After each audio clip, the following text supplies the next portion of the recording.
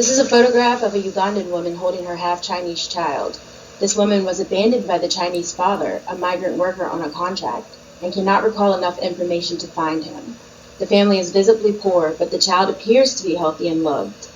Some mothers claim that their children require special diets that are too expensive for them to afford, and so their children must go without proper nutrition.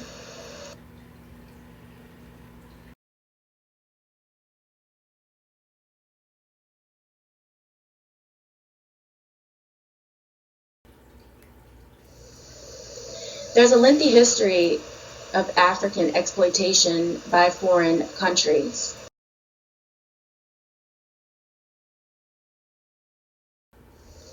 This means that China is making a long-term commitment to remaining in Africa without teaching its workers to remain committed to the children they are leaving behind.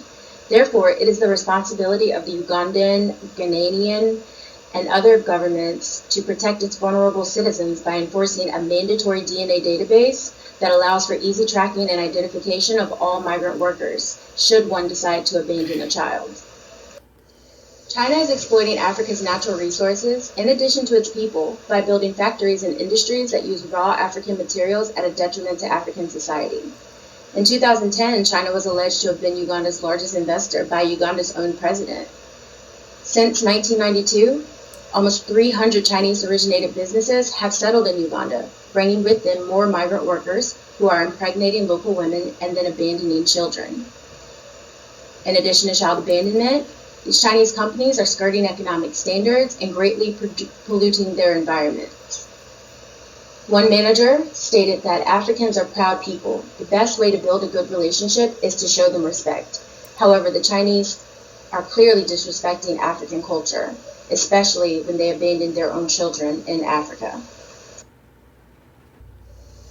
African culture can expect to grow more urbanized as technology expands and transportation is modernized, especially among the various countries. There are only 8 countries that currently have no Chinese investments. With all these investments come more Chinese migrant workers who will live in Africa temporarily. Most of these workers are men, and some will sleep with local women to satisfy their sexual requests. As such, children will continue to be born of these migrant workers, who will then abandon them once their contracts expire. Over the last 13 years, China has invested mainly in the areas of energy, transportation, metals, and real estate. Major infrastructure projects bring thousands of Chinese migrant workers to Uganda each year.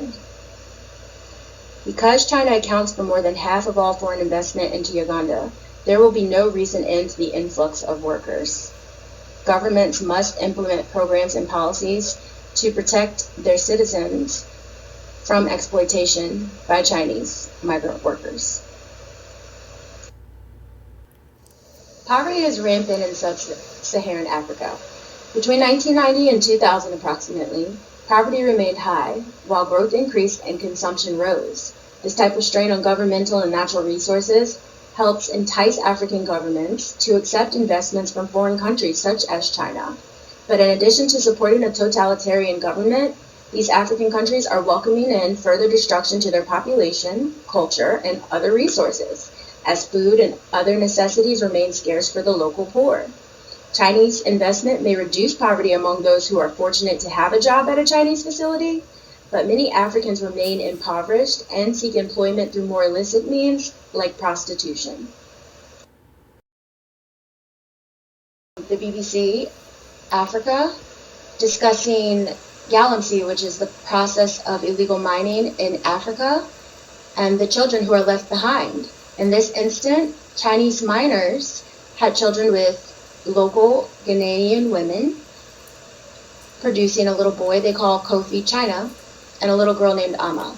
Here we'll discuss Kofi China, whose single mother is living in abject poverty and cannot afford food or basic care products for her child. When Kofi was born, he was rejected by society because he was half Chinese and he was born of an illicit relationship. As such, most women are struggling to raise children born to Chinese nationals who are subsequently abandoned by them because they already lived in abject poverty, and having a child and raising him alone makes them even poorer. Many times the mothers of these children do not know the names of their Chinese partners, and it makes it hard to identify and locate the men to hold them accountable. In addition to that, many locals also believe that the Chinese are stealing their jobs, even going so far as to protest in 2011 against Chinese retailers and wholesalers who engaged in unfair business practices. Ugandans believe that Chinese migrants are closed off and formal, unrepresentative of their warm, inviting culture. Uganda's government has failed to respond to requests that the Ministry of Gender, Labor, and Social Development intervene in this growing crisis. So this little girl is Amma, and she's half Chinese and half Ghanaian. After 5 years of being abandoned by her father, she's sad. She suffers from physical and emotional stress. Her mom lives in extreme poverty and struggles daily to feed her. Their community shun them and ridicule the women for being single parents to abandoned children. One mom still believes that her Chinese fiance will return to Ghana to bring her and their daughter back with him to China, as he promised. However, this is probably not going to happen, as her Chinese fiance has the money and the means to have already brought them to China.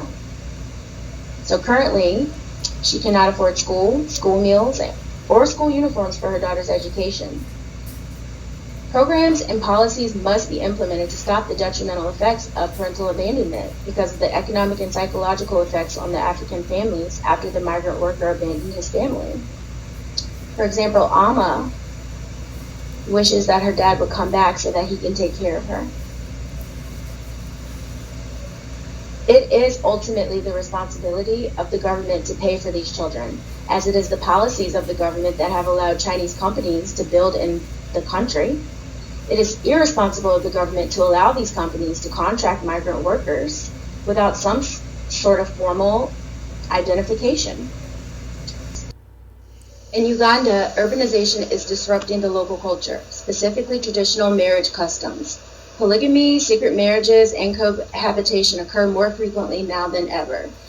And it is the erosion of marriage ideals that Chinese migrant workers are bringing into Ugandan society, especially when they abandon their children and the women who bore them without marrying them. In fact, some migrant workers are still married to women back in China when they produce children with the locals in Uganda or Ghana, Africa.